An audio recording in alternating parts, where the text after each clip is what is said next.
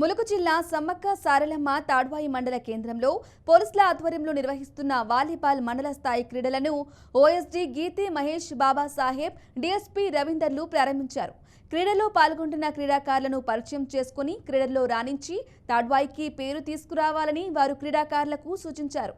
అనంతరం వాలీబాల్ను సర్వీస్ చేసి వారు క్రీడాకారులతో కలిసిపోయారు. ఎస్ఐ శ్రీకాంత్ రెడ్డి ఆధ్వర్యంలో జరుగుతున్న క్రీడలను వారు వీక్షించారు. ఈ క్రీడల్లో తాడ్వాయి మండలంలోని పలు గ్రామాల నుంచి 14 జట్లు పాల్గొన్నాయి.